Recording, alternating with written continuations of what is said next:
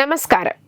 Canadian പ്രധാനമന്ത്രി Justin ട്രൂഡോയുടെ രാജിയെ തുടർന്ന് അടുത്ത അധികാരി ആരായിരിക്കും എന്ന് തുടങ്ങിയ നിരവധി രാഷ്ട്രീയ ചർച്ചകൾ ചൂടുപിടിച്ചിട്ടുണ്ടായിരുന്നു.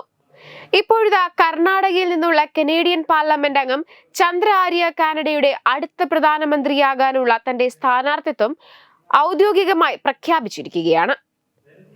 ആര്യ തന്റെ മാതൃഭാഷയായ കന്നഡയിൽ കനേഡിയൻ പാർലമെന്റിനെ അഭിസംബോധന ചെയ്തു. കർണാടകയിലെ തുംകൂർ ജില്ലയിലെ ഷിറാ താലൂക്കിൽ നിന്നുള്ള ഒരാൾ കാനഡയിലെ പാർലമെന്റ് അംഗമായി തിരഞ്ഞെടുക്കപ്പെട്ടു.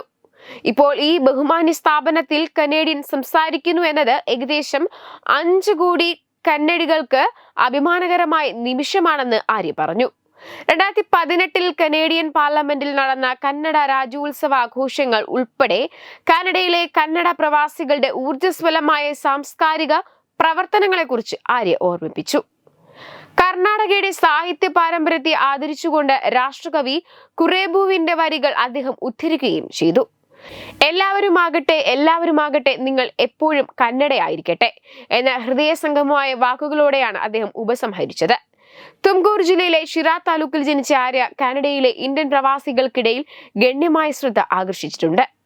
ആഗോള രാഷ്ട്രീയത്തിലെ ഇന്ത്യൻ വംശജരായ വ്യക്തികൾക്ക് ഒരു നാഴികക്കല്ലായി ആര്യയുടെ സ്ഥാനാർത്ഥിത്വം വാഴ്ത്തപ്പെടുമെന്ന് കാനഡയിലെ ഇന്ത്യൻ പ്രവാസികൾ അഭിപ്രായപ്പെട്ടു.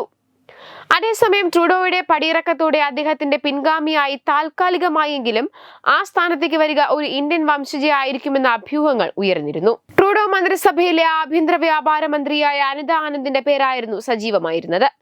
Pierre Poilievre, Chrystia Freeland, Mark Carney തുടങ്ങിയ പ്രധാന പേരുകൾക്കൊപ്പം ശക്തമായ മത്സരാർത്ഥിയായി അനിത ആനന്ദ് വേറിട്ട് നിന്നിരുന്നു.